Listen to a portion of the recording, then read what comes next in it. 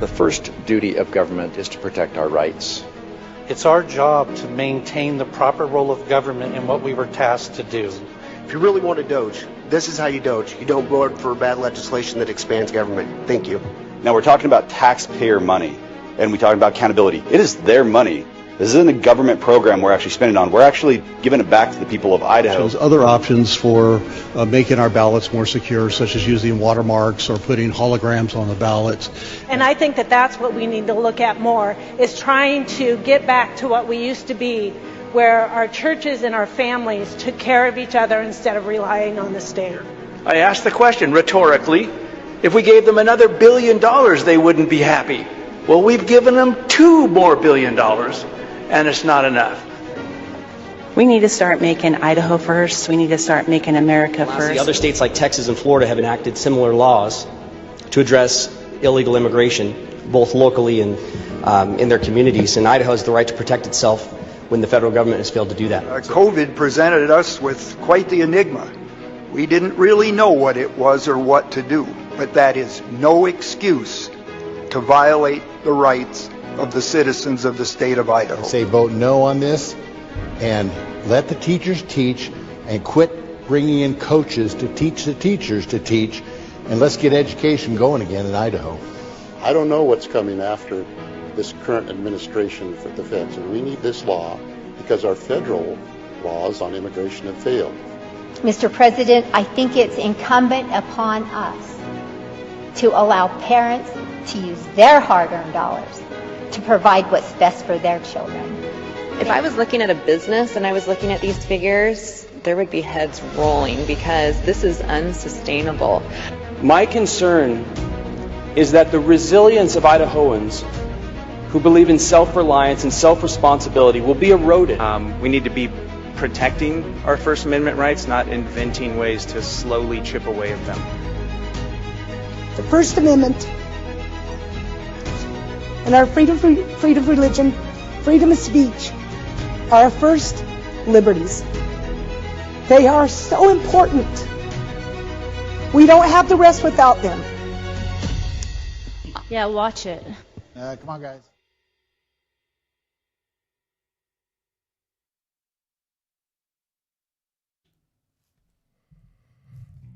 Well, can you hear me? Good. Hello, everybody. Can you hear me? I don't know. Okay, I don't know what happened to the music. That's a fun. Hey, there it is. Okay, well, we missed out on the big music at the moment, but it happens. It's live, things happen live. Welcome, everybody. It's Matt Edwards here, Idaho Signal. It's January 23, 2026, and I'm so glad you are with us. Reminder, if you're watching us on YouTube, Rumble, X, or whatever, be sure you're following. Click the follow button, click the alert button so you know exactly when we go live. If you are watching us later in the day, as many of you, most of you do, most of you are not here live. I thank you again for watching, and I ask you to please share the program.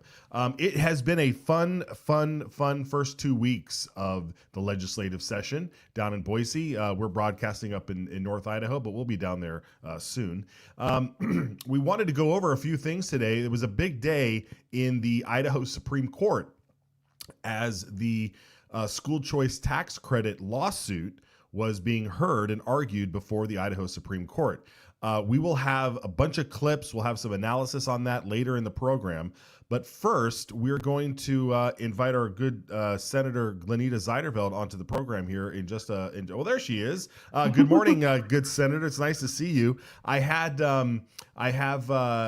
just all of this questions to bombard you with regarding what's been going on in JFAC, because we had a lot of folks show up, during the first couple of weeks. You get inundated with all the numbers, all the requests, or not necessarily requests yet, but you start to get to see what everybody's presenting you, the governor's office, the education office, Medicaid, and so forth. And you're at the tip of the spear when it comes to making sure we spend our money wisely and fiscally, rooting out fraud, trying to find areas where we can improve. And so I wanted to like just get your initial reaction of what you heard and some of the big red flags that may have been popped up on your from your perspective. So welcome to the program. I want to let you hit it away. What was your first reaction? Well, thank you, Matt. And it's been a while since I've been on. So I look forward to sharing the basically 9 days of JFAC. We didn't have any committees today, get a little long weekend there. And so we have jumped right in with revenue forecasts and then a bunch of presentations from education, the governor, health and welfare, just a lot of numbers coming at us. And this year is particularly difficult because of the deficit that we have entered in with. And this is something I've been warning people since my freshman year, seeing the numbers that we had, that our revenue was so dependent on the federal to pay a lot of our bills. And I kept asking, what are we going to do when the federal goes away? We can't keep doing this and keep going into debt. And so now this year, we're seeing some of those consequences of being so dependent on the federal government. And so with education and the governor and with health and welfare, there's going to be some major cuts. Those are the two biggest area expenditures we have, is health and welfare and education. And so we're going to just dig in deep. We have a new JFAC team. There's a couple new members on there, and a new co-chair, Representative Josh Tanner. And then we also have Representative Chris Bruce and Kyle Harris, which changes the dynamics of our JFAC team. And so I'm very encouraged by that. They are hard workers, and we're going to get to go in there and dig deep on some of these issues and see where we can find the waste, the fraud, the abuse, and go from there. Yeah, one of the things, and we talked briefly offline real quick, you had reminded me of this. Earlier in the week, we did have Representative Harris on, and he talked about this funding formula and how some districts have been abusing it or taking advantage of it by squirreling away millions and millions of dollars. Can you walk us through a little bit of what you've found on that? So I knew that we used to call them rainy day funds, and now they're called fund balances, where the schools can take 5%. It's a statute, 33801. I wrote it down so I would get it correct. And that statute allows for them to take 5% and put into this fund for any kind of unforeseen emergencies, downfalls, but they can't exceed that. And then any of that revenue that they put away, then the next year, it basically goes back into the general to help with funding what's going on with that. Well, there was an article that came out from the Idaho Ed News, and it was talking about how there's $712 million in all of these fund balances. And a lot of them were increasing, individually 14%, it was way above the 5%. And the total amount over the 5 years was 62% above what actually should be in those funds. And so we kind of brought that up because basically going into a deficit, where can they start using some of those funds to help us get through these difficult times, so that way they don't have to cut back on the actual education of the children in the classroom. Right. And so I think that Kyle Harris, Representative Harris, will actually, he was talking about really digging deep in that. He is in that work group. And so I'm in the work group of health and welfare. And so, but we come together, but they kind of divide us up so that we can all do deep dives in certain different areas. But there's many things that we can do to kind of get us through this difficult time that we're dealing with. Yeah, and I want to touch real briefly on that, on the fact that, like, your Democrat colleagues all week long, they've seemed to just be, raising the issue. Well, maybe we should pause the tax breaks. Maybe we should raise taxes. Maybe we should bring in more money. And I mean, you're of the mind that no. We don't need to do that. We need to cut the waste and cut the fraud and stuff. So with that, what's your reaction to that? And what do you see in health and welfare? You mentioned already, the Medicaid part, but I mean, what can we just go right at?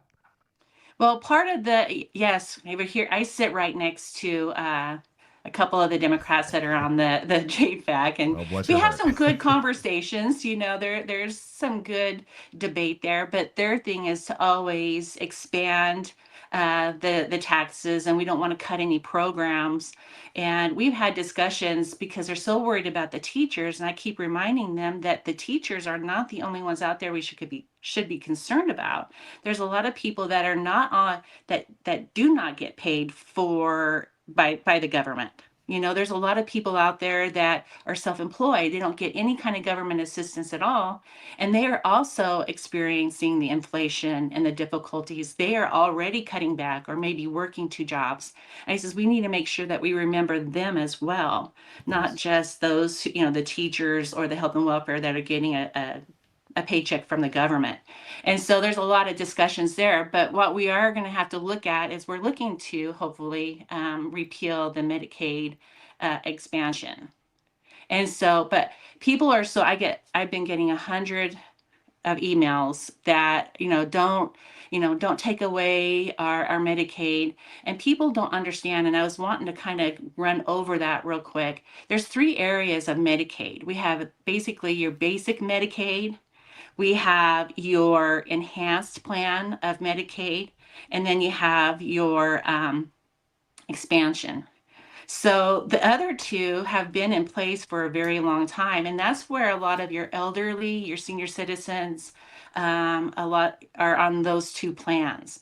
The expansion is the one that we're looking to cut back on because the expansion is the one that is taking away from those that need to be on those programs.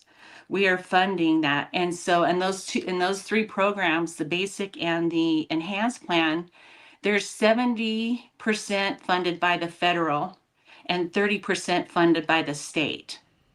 On the expansion one, it is 90 federal and 10% state.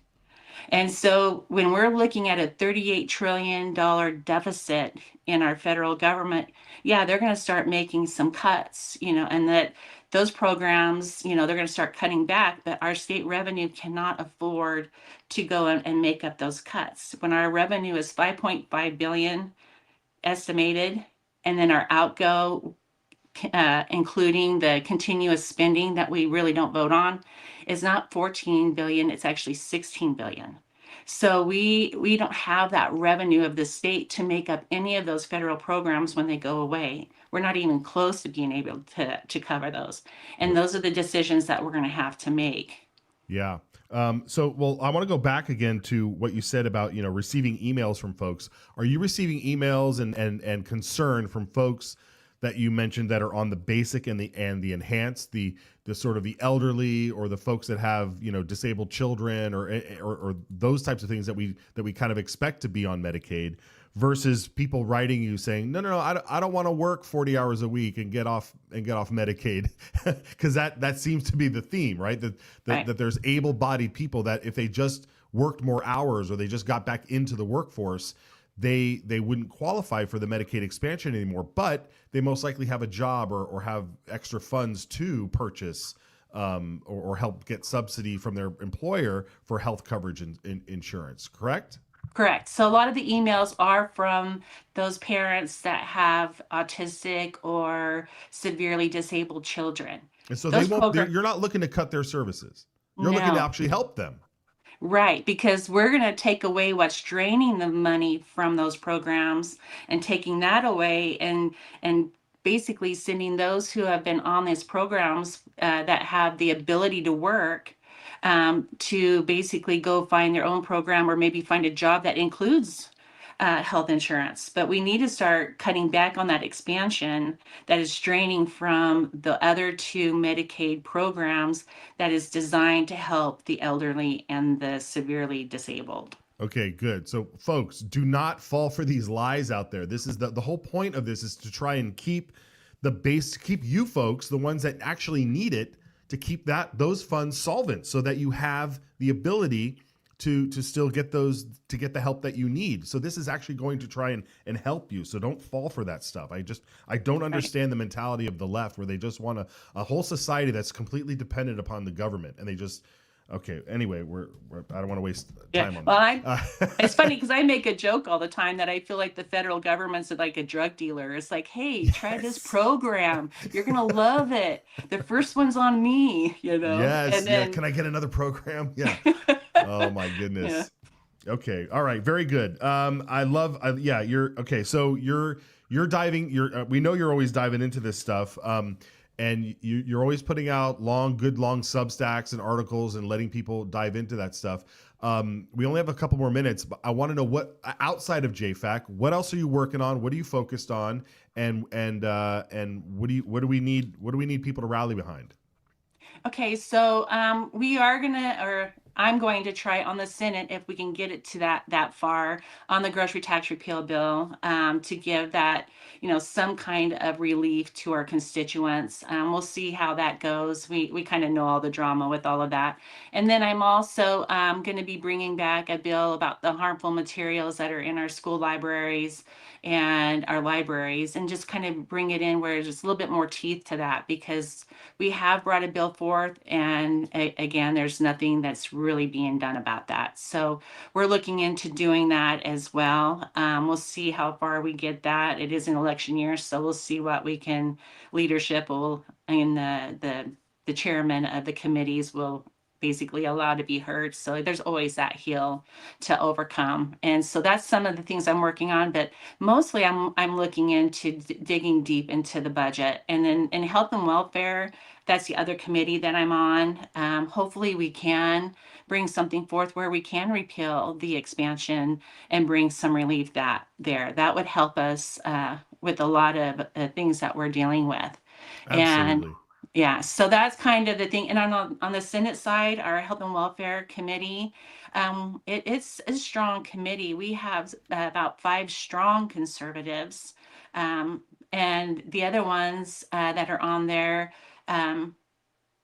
I think that we can get a lot done, because we only have one Democrat that's on that committee, and the rest of us are pretty conservative. So we'll see what we can get through.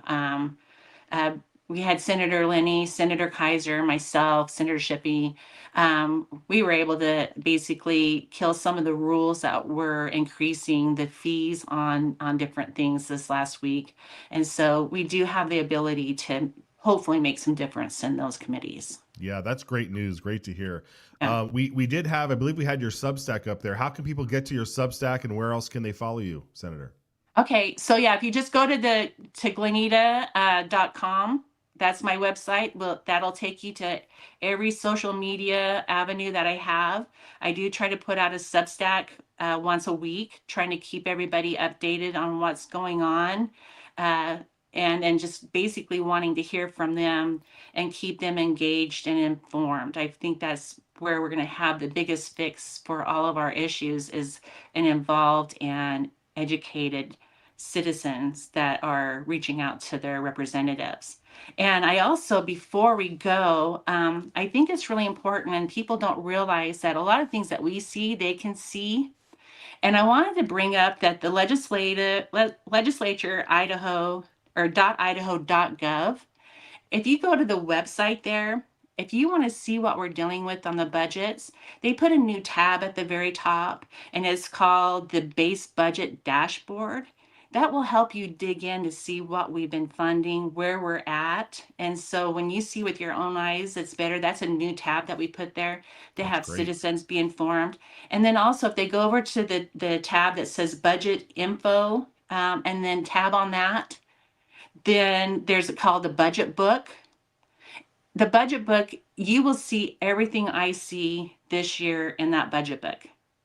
Every single page that is in my budget book is on that website. And I really think it's important for people to see what's going on and not get misinformation, and they can see with their own eyes. And I know it's like 871 pages on the budget book, but you can go in and pick something you're interested in, and you can help us Doge. If you see something in there, you can reach out to one of the JFAC members and help us Doge that, because we are running full steam ahead and it gets a little overwhelming. And so if you're looking at that budget book, then and reading it and something sticks out to you, bring it to our attention so that we can ask questions or get more information on that topic. Excellent point. Yes, perfect. Yeah, and you don't have to read the whole thing. Pick a topic, dive into it. I'm sure you'll find something. Senator Ziderville, thank you so much for joining us. Great information out there. Be sure to Glenita.com. I mean, she's the only human in the world with the name Glenita. You secure the domain. That's fantastic. Well, there's actually two of us now. My friend actually named her little girl Glenita. So. Oh, wonderful. Okay, well, so there's hopefully, two. Hopefully you'll leave her the URL in your will. All That's right. Right. All right, Senator. Good to see you. God bless. Okay. Have a good weekend. All right. Thank you, Matt. Bye. All right. Oh, very good, folks. Excellent. That is, great points there, folks. Go over to that website and look up your, look up just your issue and just dive into the budget there and see what you can find. Excellent information. All right. So this morning, jam-packed in the Idaho Supreme Court, where the case against the school choice tax credit that went into effect this year. We had Chris Cargill from the Mountain State Policy Center on earlier this week break the news that, at least at the time, I forget what the number was, but it was something like 7,300 students, over 4,500 families. I'm sure that's multiplied by now, have signed up for this school choice tax credit. And if you have been living in a cave for a while and don't know exactly what this is, well, let's bring in Brian Allman here to just give us a quick rundown. What is the school choice tax credit, and what brought us to the point that we are now in court this morning? Good to be here, Matt. So the school choice, parental choice tax credit was passed last year by the legislature in House Bill 93. And this was the latest attempt. They tried several times to do some sort of school choice where money can follow the student. Contrary to what you hear from the Democrats, this is not a voucher. A voucher is when the government gives you essentially a coupon worth some money that you can then take to a private school and say, enroll your child there, and then the government pays the private school. This is not a voucher. This is where parents can enroll their children in private schools or do homeschooling and buy curricula, books, materials, hire tutors, pay a co-op, all sorts of options. And then after the fact, when they file their taxes, parents can then go and claim up to $5,000 in expenses per student. If the student's tuition is $10,000 a year, they can only claim up to $5,000. If the student's tuition is only $1,000 or the materials for homeschooling is only $500, they can only claim that much. So it's up to your expenses. It is a refundable tax credit, which means you can get back more than you paid in taxes, but only up to that number that you actually spent. So that is the parental choice tax credit. For this year, they capped the total amount at $50 million, which means once that is exhausted, then they're done. So some people who apply late might not actually get the credit this year. They prioritize those who are under 300% of the federal poverty line, as well as first come, first serve. And then in future years, those who've had it in the past will be put to the head of the list to get it in the future, so that you can't, they don't want somebody enrolling their child in a private school, getting the tax credit, and then worrying that next year maybe they won't get it.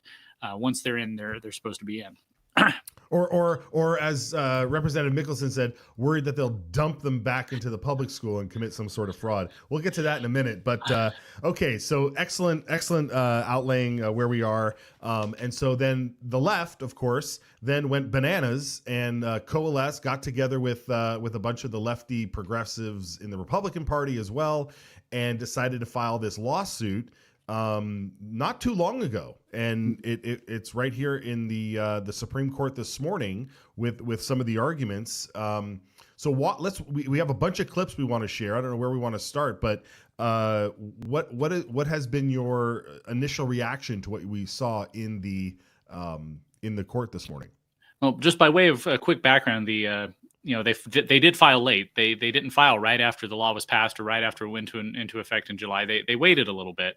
And then the Supreme Court set the date for oral arguments today, which is interesting because this is just over a week after the portal opened up to start applying for the tax credit. So thousands of families have already applied. You mentioned Chris Cargill, Mountain States Policy Center. He said that as of, I want to say Wednesday, there were 3,600 families that applied. This morning during 46. Oral arguments, some of the attorneys mentioned that nearly 5,000. So it's obviously popular. People are wanting it. People are getting ready. And the question is, will the Supreme Court pull the rug out from under parents who have applied and say, sorry, nope, you can't have this? My first impressions of watching the oral arguments this morning is that that's probably not going to happen. I felt that the justices were very skeptical of the petitioner's arguments. What was interesting is that they did not base their case on the religious aspect. We've been talking about the Blaine Amendment, how it's ostensibly prevents public money from going to sectarian or religious, institutions, entities. But the Supreme Court, the U.S. Supreme Court, has said that if you offer something to one group, you cannot then discriminate against Christian or other religious groups. However, that's not even their argument. Their argument is that the Constitution mandates, the Idaho Constitution mandates that the legislature provide for a uniform system of free and public schools. And they say that means that if you're doing that, you cannot do anything else. You cannot have a tax credit that allows for parents to go to another system of school, whether it's homeschooling or private school or whatever. I felt that the justices were very skeptical of that argument, and I would be surprised at this point if they overturned the law. Yeah, it was very interesting. We have a couple of clips here where they mentioned that. Let's watch this first one. Justice, do we call them justices at this point, or are they still judges? Yes. Justice.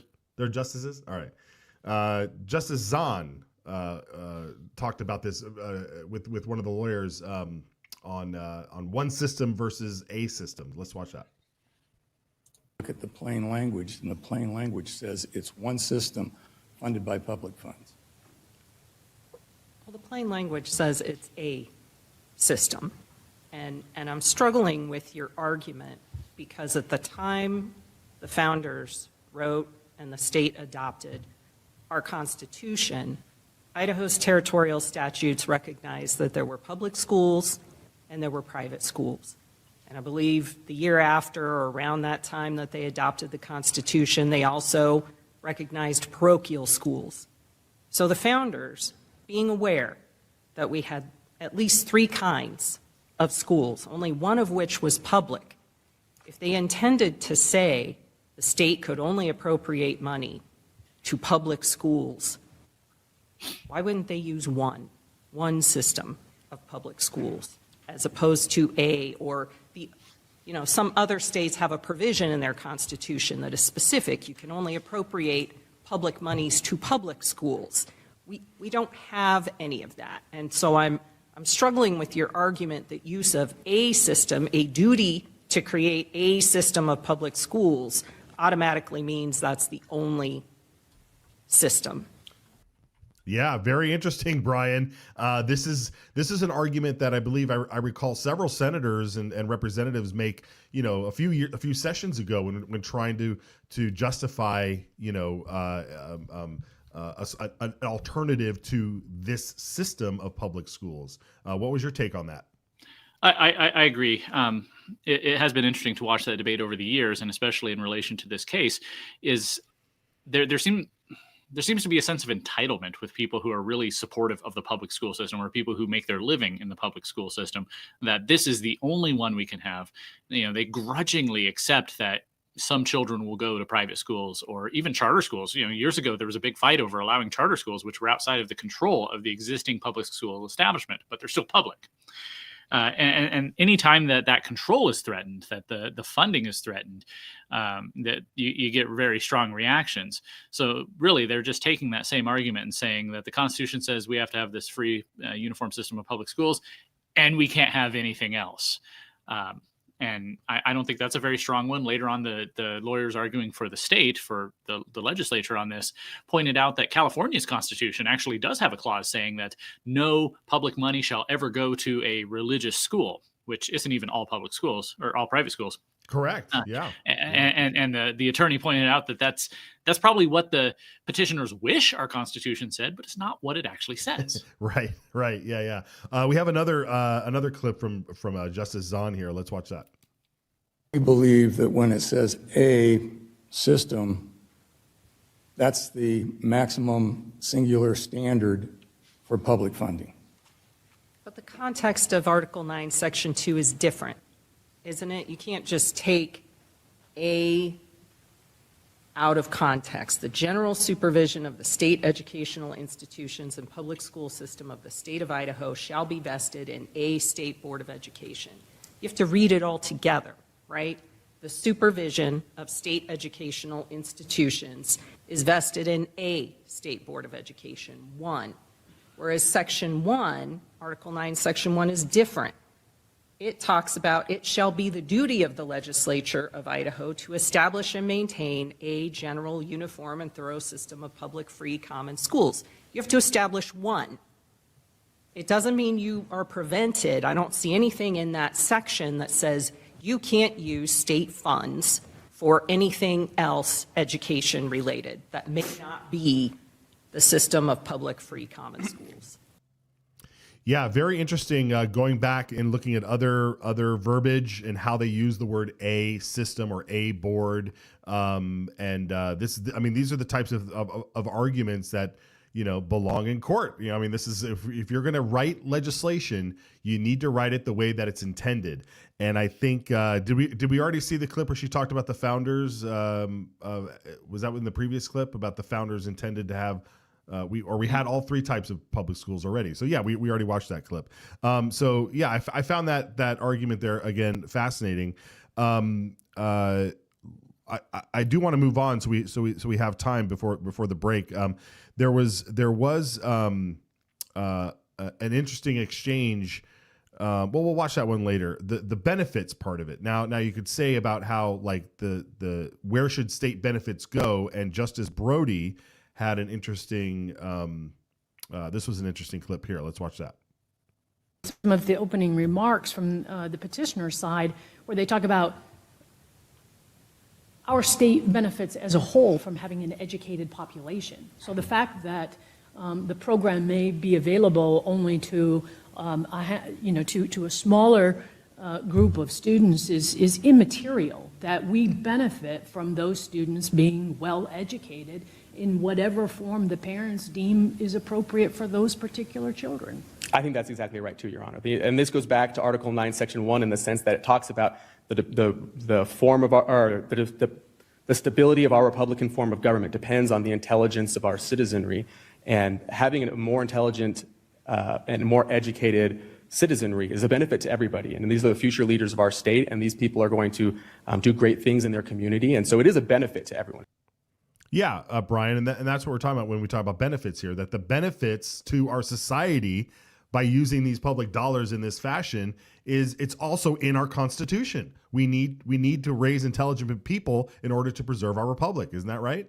Of course. I mean, that's you read the full context of the Constitution where it mandates that free public school system. Why does it, say that? It's because, the stability of our Republican system of government depends on having educated citizens. And of course, the government's spending money on all sorts of things, and we can argue about whether or not it should spend on this thing or that thing, but it has all these different benefits.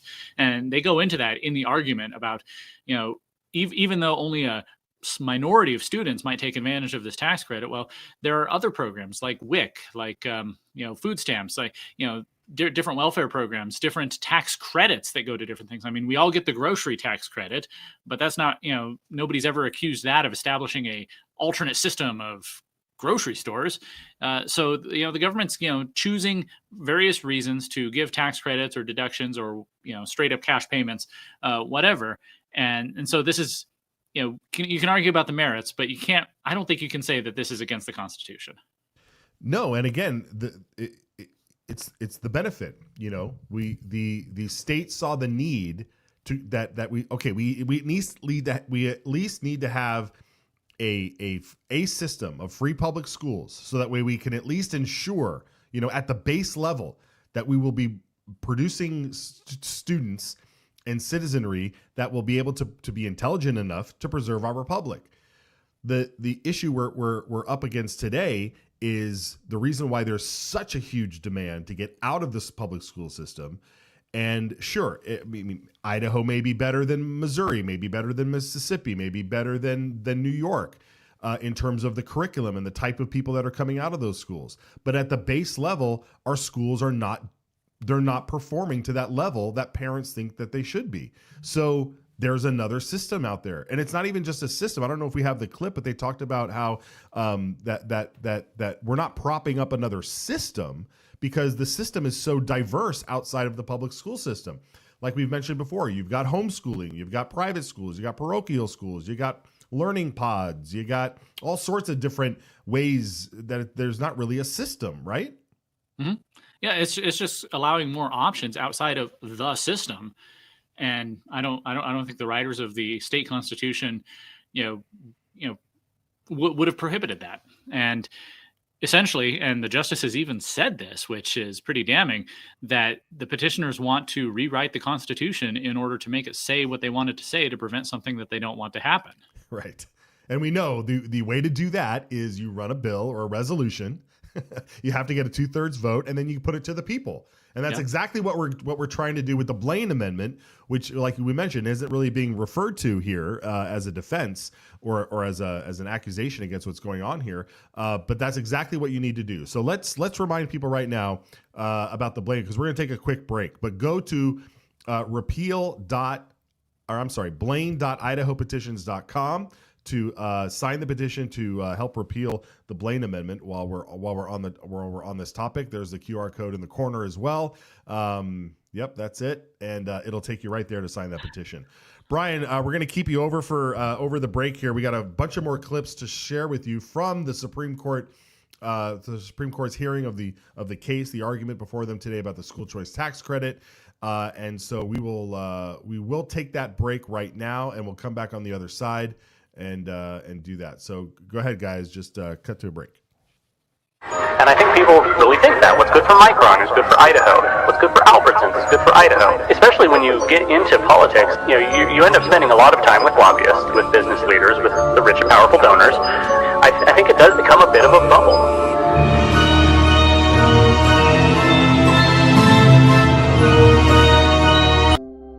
Idaho is the dirt under your fingernails after an honest day's work. Idaho is the hug around your neck when your daughter spells her first word. Idaho is the written word of the law, steadfast and impartial, guarding liberty for all. Idaho is the family rifle passed down, a legacy of protection and the right to stand firm. Idaho is the echo of your own voice, unshaken and free, standing tall among the world's silenced. Idaho is the home that's built to weather storms, not empty wallets. Idaho is the quiet trust between a patient and healer, unbroken and sacred. Idaho is the hymn carried by the Spirit, gathering neighbors together in faith and purpose. Idaho is the laughter around a campfire, a family's bond growing stronger with every word. Idaho is the pioneer's will, firm and clear. We govern ourselves, free and unbound. Idaho is what America was. Let's keep it that way. Ask your legislator to sign the Citizens Alliance of Idaho pledge to preserve our shared values. We ride together. Oh boy, oh boy, oh boy.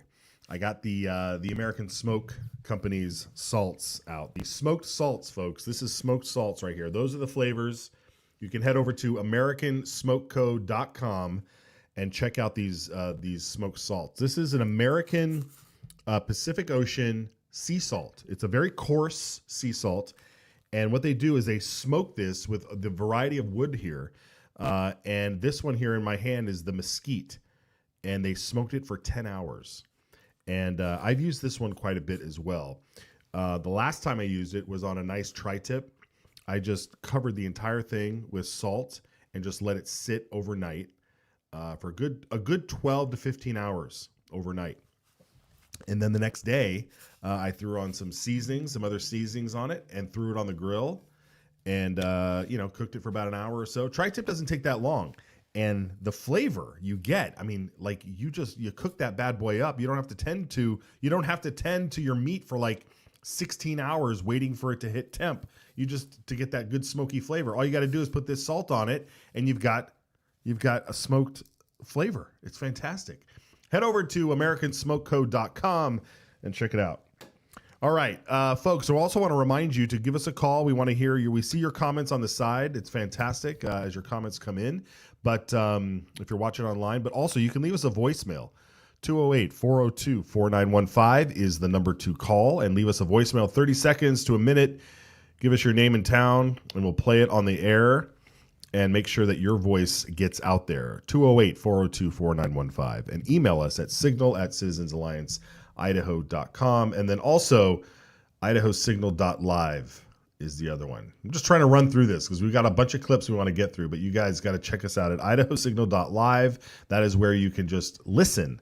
It's like being out, if you're out on the, in the rural areas and you don't get much data, that one won't suck up your data so much. So, and then, let's bring Brian back in here. Brian, we're talking about the Supreme Court hearing this morning and the argument on this case against trying to delegitimize the school choice tax credit. There was a bunch of petitioners. We kind of went through earlier in this week. We went through all the petitioners that were on here. And there was an interesting exchange about trying to, I believe one of the justices asked, what was the question that was asked about this? Let's set up this clip. So there were questions about standing. Right. Standing means, do you have a right to sue over something? Have you been harmed? And all these people, all these petitioners, Mormon Women for Ethical Government, the Idaho Education Association, the Moscow School District, Representative Mickelson, how exactly are they harmed? And that was a back and forth with the petitioner's attorney saying, how are they actually harmed? Do they actually have standing? And finally, the justice asked, if you could just pick one, who would have the best standing? And yeah, let's watch that. See how he answers. So would you be specific then? Who among your petitioners thinks makes the best case? If you could only go with one, who would you go with? Well, it'd be those organizations, Your Honor, that have mission statements and have diverted funds that otherwise would be allocated to other issues. So I think those associations and then those individuals that have filed declarations with this court who have suffered already discrimination at the hands of a system about to be installed. I understand what you're saying, but I'm not sure I heard an answer. So which of the named petitioners do you think would, in your best day on court, you'd want to rely on? Well, with those would be the first petitioner to protect the Constitution, the IEA, and those individuals like Ms. Morgan who have suffered discrimination. Why not the school district? And the school district from Moscow, yes. So everybody? Yeah. I mean, this is ridiculous. It's absolutely ridiculous, Brian. So then, I think Mueller later put a finer point on it by all these different people on this petition, kind of like just not knocking him down, especially Representative Mickelson. Let's watch that clip. There's a variety of petitioners you've added to this that seem to have a very weak, if non-existent, claim to standing. You're asking us to find standing based on someone being a former state superintendent, based upon someone being a legislator that voted against this, someone being a grandparent. Is that a Pandora's box that this court should open? Do we seriously want to allow legislators that voted against a piece of legislation to have standing to challenge it in every instance? Or the fact that someone was a former state official, that automatically gives them standing to criticize future legislation? It just seems to me that you've added a lot of unnecessary petitioners to this case that actually weakens your standing argument. I think we alluded to that before too, Brian. Go ahead. Yeah, it's interesting. It's like if you I don't know, you have a paper due in school and you figure the longer it is, the better chance that your teacher will give you a good grade. So you just keep adding more and more and more and more and more to it. But eventually at some point you are weakening your case, as the justice said there. Putting people on there, again, standing means you've been injured by it. How have any of these people been injured by the parental choice tax credit? It doesn't even go into effect until this year. It was only just last week that parents were able to start applying for it. The money was appropriated completely separately. $50 million came out just of legislative appropriations. It was not taken from the public schools. The only reason the public school budget might go down because of this is if children leave the system. And I don't think the petitioners are prepared to argue that children leaving the system is unconstitutional, because that's its own Pandora's box. Yeah, so, and I was just looking to see if I had the argument printed out here. I guess I didn't. I must have had it on my computer. But I remember reading some of the people that were like aggrieved, and they're like, oh, this will make my class sizes, oh, this will do this, and it's like, well, none of those things, like you just said, how could we know? None of these things have happened yet. You're just like presuming, they really got ahead of their skis on this one, absolutely. And the arguments, especially from Stephanie Mickelson, Representative Mickelson, like it's just like everybody was just so pearl clutching that this dare would happen, that she had to like sign on to a lawsuit because she lost the vote in the legislature, and I believe yesterday she even mentioned, we played a clip where she asked Representative Price, when talking about the Blaine Amendment, repealing the Blaine Amendment, and how it conflicts with the reason to repeal the Blaine Amendment is because it conflicts with the U.S. Constitution's First Amendment. And so because she cited the Blaine Amendment in her case here, and she asks Representative Price, how does that conflict again? Because it's not how it was explained to me. Do we have that clip? You have that? Let's watch that. Clause, and there are several court cases, including one in Idaho, that has upheld the Establishment Clause over our Blaine Amendment. Any further questions? Representative Bingham. Chairman, oh yeah, it was right before Chairman that. Right before when that, they choose to. She asked the question. You're going to scrub through it, scrub back a little bit. Yeah, there she is. Vote on this. Or discussion on that motion. Representative Mickelson. Mr. Chairman and Representative Price, I just was wondering if you could tell me really quick before we vote on this, how our Blaine Amendment and the U.S. Constitution, how they're contradicting each other, or how it is that we lose, because I didn't understand it that way. So I just kind of like to understand that before we vote on it. Representative Price. Thank you, Mr. She has a bad lawyer, Brian. She has a bad lawyer in this case, because she cites that in her argument in this case before the Supreme Court. And so, I mean, what's going on here? That lawyer, I don't want to denigrate him. I'm sure he's a fine lawyer, but I think he knew he didn't have a leg to stand on. Well, the U.S. Supreme Court has already held that the Blaine Amendment cannot prevent monies that are made available to one group to be denied to groups just because they are religious in nature. And, Representative Mickelson may disagree with that. She may, disagree with that interpretation, but that is what the U.S. Supreme Court has held in multiple cases over the last 5-6 years, which is why our Blaine Amendment is basically dead in the water already. So we may as well just get rid of it. I try to give everybody the benefit of the doubt. I really do. Representative Mickelson seems very smug here. Like, I know more than you, and it's a little off-putting to me. But yeah, as you said, that's not even the case that the petitioner's attorneys are making here. They didn't even include that in there because, like I said, they know that it's a dead letter at this point. So they're grasping at straws. And as Justice Mueller said, are we opening Pandora's box if we allow people to have standing to sue because they were on the losing end of a vote in the legislature and they don't like it? So they couldn't get their way on the floor. They couldn't persuade 36 representatives and 18 senators or the governor to say no to this. So they're going to try and go to a court and get 3 justices to strike it down. Lawfare, absolute lawfare. And judging by the way these judges were asking the questions, where they were citing things in the Constitution already, it sounded like they were like, you need to convince us that this isn't working, because it felt like you guys are wasting our time here. I mean, the arguments are terrible. Like we said, we had Chris Cargill on Mountain State Policy Center and his article breaking down the 6 points of how bad these arguments are. And so we just hope now that the Supreme Court upholds this school choice tax credit law, because it's clear to everybody else who's not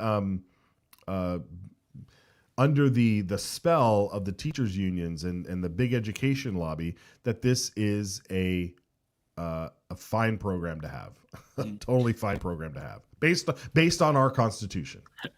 I obviously agree, and I'm working on an article for today, Gem State Chronicle. Chris Cargill actually already posted one about his thoughts. He was in the courtroom this morning, and it's up at Mountain States. It's a good read. Talks about all the questions they asked and goes into a little more detail there. I expect them to come out fairly quickly because parents are already applying for this. In fact, we've almost probably getting very close to the $50 million limit, which means the tax commission is going to have to start figuring out, prioritizing gets, who gets to have it. I don't think the justices want to let this uncertainty linger for no reason, especially if they've already made up their minds. They'll do their due diligence and examine the arguments and discuss it, I'm sure. But I expect a decision fairly soon. Yeah, I mean, I don't know if it's like the Supreme Court where they have a window, or can they just issue their judgment whenever? Whenever. That's, go start refreshing the list of opinions and see what pops up. Yeah, I mean, I would love it if it was like the shortest opinion ever. It was like denied. Well, and that's actually, real quick. That's one of the things that Cargill brings up in his article. They could go two different ways. They could rule on the constitutional matter and say your arguments are wrong. The Constitution does not forbid this, and that would set a precedent. Right. That would say going forward, things like this are okay. How they could also just rule on the standing and say none of these people have standing to sue, and therefore the case is dismissed. But that would leave it open for the future for people to try and find a way to sue again. So, it'll be interesting to see which direction they go there. Yeah, and I actually think that I would, if the standing part of it is crucial to me. I think it would actually be better to say you don't have standing here. There's no aggrieved parties here. So this we're throwing this out precisely because if there's a judgment, it kind of does give a cue that you can sue. You may lose, but you can sue if you just don't like a bill. Not that it's unconstitutional, but that you just don't like it. And that kind of lawfare is actually what we don't need. I mean, how many think of all the things that we complain about the government spending money on all the time. And if you're just like, well, this is going to ruin my industry, or it's going to impede my daily life. When I wake up in the morning, I just can't fathom thinking that my money is going towards this. So I'm going to sue. Like, I really hope the Supreme Court just throws it out and says, you have zero standing here. Well, maybe the best possible outcome is if they throw out all the petitioners except for that coalition who wants to protect the Constitution, according to them, and then rules against them on the merits. That would kill both birds with one stone. The best of both worlds. Okay, very, very good, Brian. All right. Well, we'll keep tabs on that, of course, and I'm sure it'll make big news everywhere when it happens. Okay, let's do some cleanup. It is Friday. We want to clean up some of the things that we had on our radar this week. The conformity bill about the taxes, and we had the big beautiful the big beautiful bill that Congress passed, Trump tax cuts and all that jazz, and Idaho has to adopt that, right, and get it into statute so we can have those benefits in our own state. Let's play the clip of Representative Ehlers in the House Revenue and Tax Committee presenting the bill. Introduce here RS 33071. So this is our annual tax conformity bill.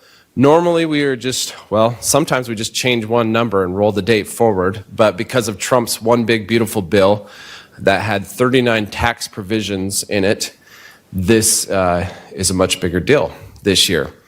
What this RS does is it has full conformity for going back retroactive to the calendar year 2025 and then going forward. And then by that, when I say full conformity, let me put an asterisk. Idaho is not conformed to bonus depreciation, and this also does not conform to bonus depreciation. So that's historically how we've been. This continues that.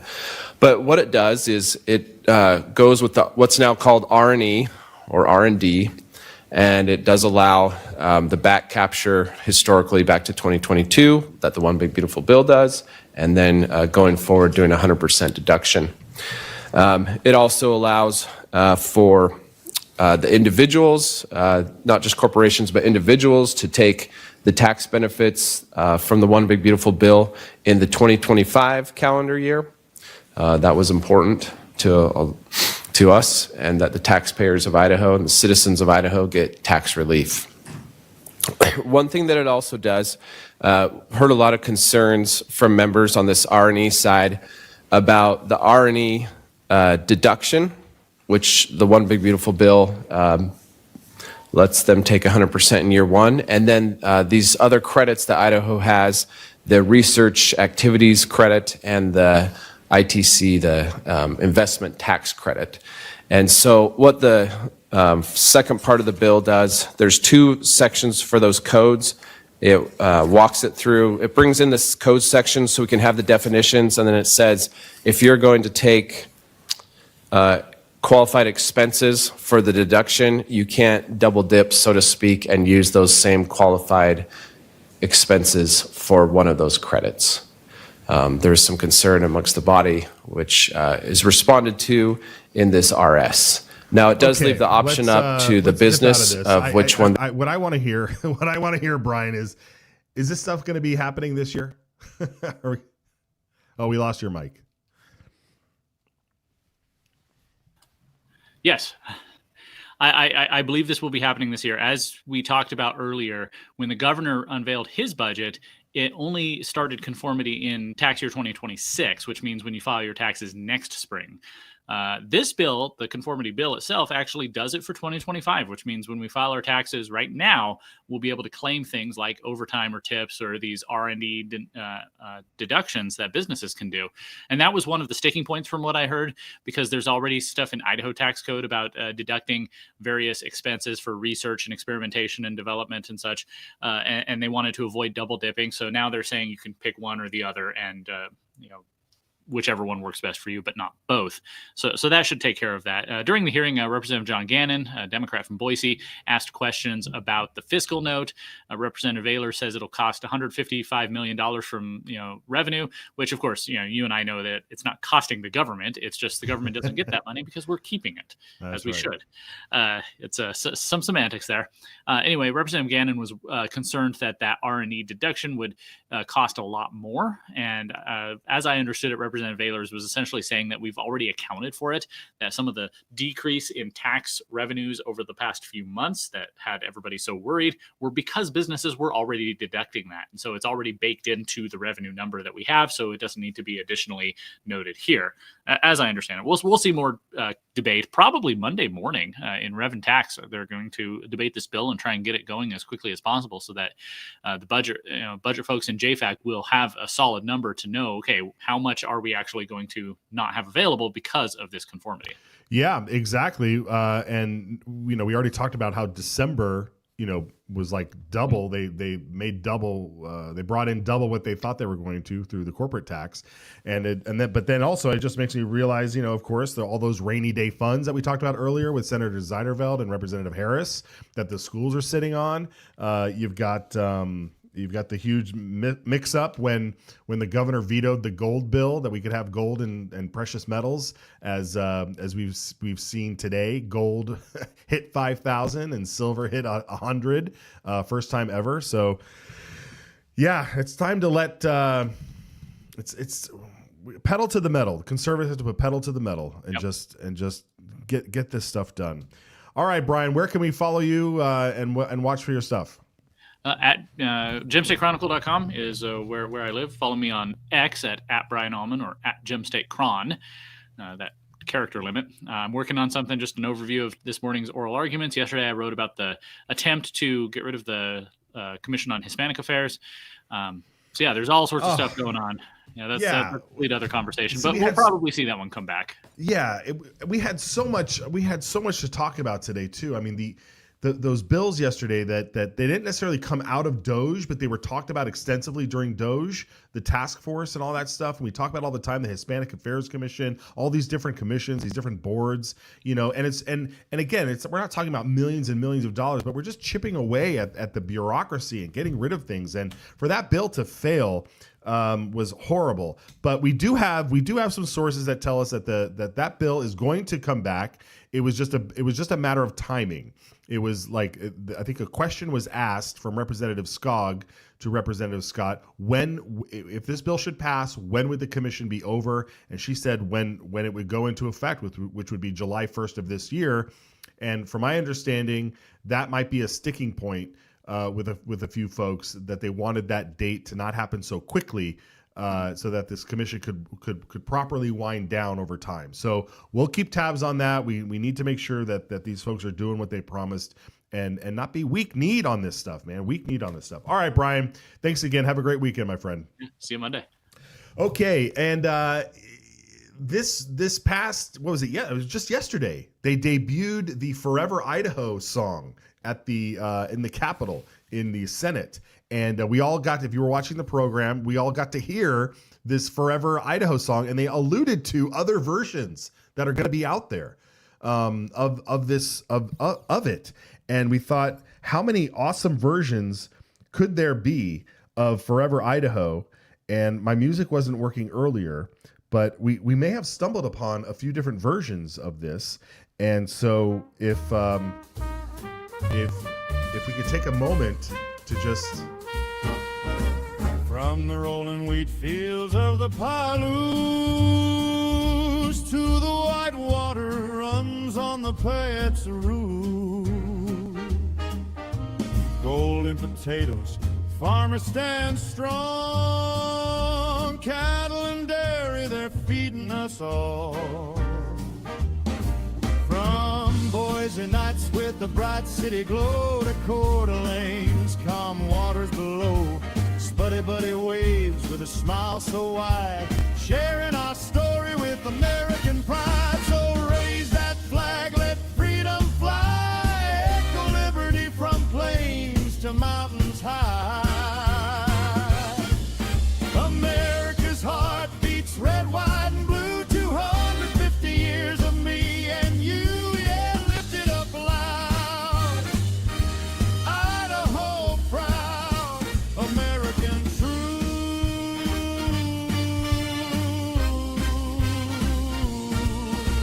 We've walked with Lewis and Clark on the trail. Oh, listen to that crooner.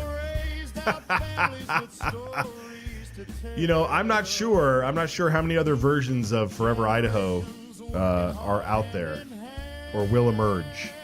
But every time we get a new one, we're going to share it with you. Folks, we have an event on Tuesday we want you to know about. It's not our event. It's the Idaho GOP. They're having an Article 5 convention, Good for America talk at the Lincoln Auditorium at the Idaho State Capitol, Tuesday, January 27 at 3:30. That's this coming Tuesday at the Idaho State Capitol at the Lincoln Auditorium. Robert Brown from the John Birch Society will be there to have a good old-fashioned discussion on the Article 5 convention. So if you are in the Boise area and you want to make your way over there, that's Tuesday, January 27th at 3:30. Very good. And then also tomorrow, I'll be here up in Kootenai County moderating the Kootenai County Town Hall for the Kootenai County elected officials. That's tomorrow morning at 10 a.m. And so be sure to come out and see me there and talk to your elected officials. All right. We're going to get out of here. It's the weekend. Thank you so much for joining us. Please share the broadcast, and we will see you next Monday right here on Idaho Signal. Take care.